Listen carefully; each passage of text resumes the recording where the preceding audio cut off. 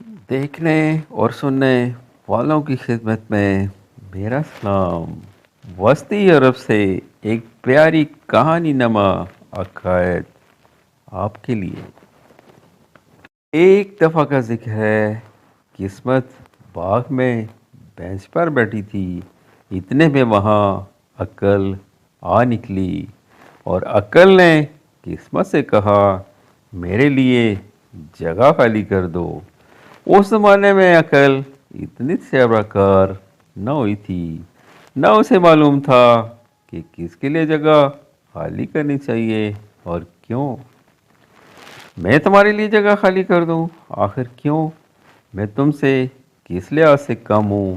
قسمت نے تنک کر کہا، بہتر اور اعلی مرتبہ وہی سمجھا جاتا ہے جس کے کارنامے زیادہ ہوں۔ بحث سے کیا فائدہ؟ وہ دیکھو، سامنے کھیت میں کسان کا بیٹا ہل چلا رہا ہے، جاؤ اس میں داخل ہو جاؤ۔ اگر تم اسے زندگی میں کامیاب کر دو تو میں ہمیشہ کے لیے تمہاری تابع ہو جاؤں گی، اور جب اور جہاں بھی تمہارا سامنا ہوا، ندامت سے سر نیچے کر کے تمہارا راستہ چھوڑ دوں گی۔ عقل نے قسمت کی یہ تجویز منظور کر لی اور جا کر کسان کے لڑکے میں داخل ہو گئی۔ جونی کسان کے بیٹے نے یہ محسوس کیا کہ اس کے سر میں عقل سما گئی ہے، تو اس نے سوچنا شروع کر دیا، آخر میں اپنی تمام زندگی ہل چلانے میں کیوں ضائع کروں، جبکہ میں اس سے بہتر زندگی بسر کرنے کا عائل ہوں۔ یہ سوچنے کے بعد اس نے حل کو وہیں چھوڑا اور گھر کی راہ لی۔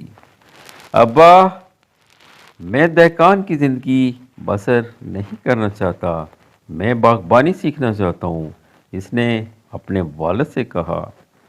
کیا بک رہے ہو؟ عقل کے پیچھے لاٹھ لیے کیوں پھرتے ہو؟ اتنا کہنے کے بعد کسان کو کچھ خیال آیا اور کچھ وقفے کے بعد بولا، خیر، اگر تمہارا قطعی فیصلہ ہے تو پھر باغبانی سیکھ لو، خدا تمہاری مدد کرے۔ ہاں، میری موت کے بعد اس گٹھیا کا مالک تمہارا بھائی ہوگا۔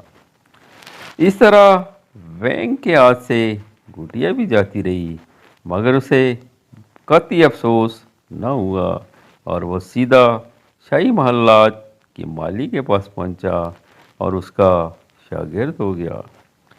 شاہی مالی اسے معمولی کام کرنے کو دیتا، مگر یہ اس سے بہتر اور زیادہ کام کر کے دکھاتا۔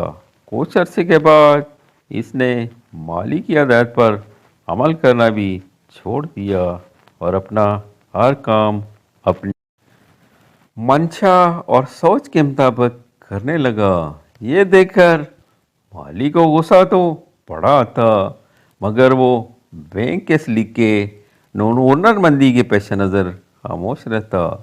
ایک روز شاہی مالی نے وینگ سے کہا، میں جانتا ہوں تم مجھ سے کہیں زیادہ عقل مند ہو۔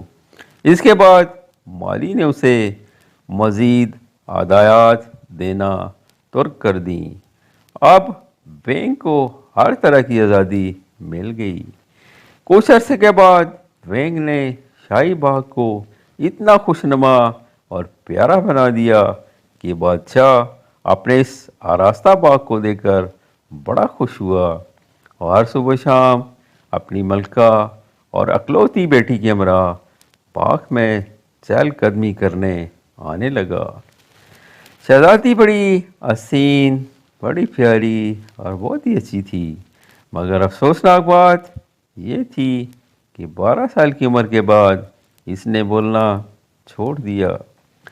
پھر کسی نے اسے باتیں کرتے کبھی نہیں سنا۔ بادشاہ اپنی اکلوتی بیٹی کے اس دکھ سے بڑا افسردہ رہتا تھا۔ اس نے لاکھوں جتن کیے، مگر شہزادی کی زبان پر جو تالا پڑا تھا وہ نہ کھل سکا۔ آخر اس نے اپنی سلطنت میں اعلان کر دیا، جو شخص شہزادی کا گونگ پن دور کرے گا اس سے شہزادی کی شادی کر دی جائے گی۔ اس اعلان کے بعد کئی نوجوان بادشاہ، خوبصورت اور ذہین شہزادے اور بڑے نامور سپہ سالار بادشاہ کے دربار میں قسمت آزمانے کے لیے آئے، مگر جیسے آئے ویسے ہی لوٹ گئے۔ کوئی بھی شہزادی کی زبان کھولنے میں کامیاب نہ ہوا۔ کیوں نہ میں کوشش کر کے دیکھوں، کون جانتا ہے شاید شہزادی میرے سوال کا جواب دے دے۔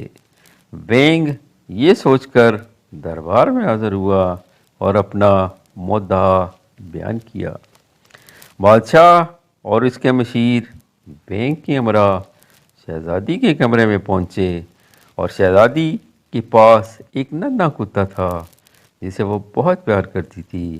یہ بڑا ہوشیار اور سمجھدار جانور تھا، شہزادی کا معمولی سا اشارہ بھی سمجھ لیتا۔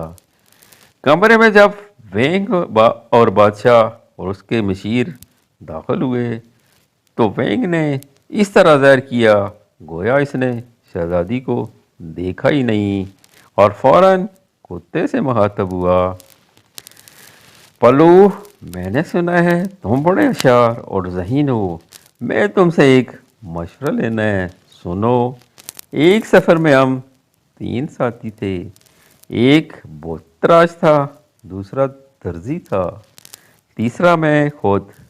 ہم ایک گھنے جنگل سے گزر رہے تھے، ہمیں رات نے آ لیا، وہی مجبوراً ہمیں رات بسر کرنی پڑی۔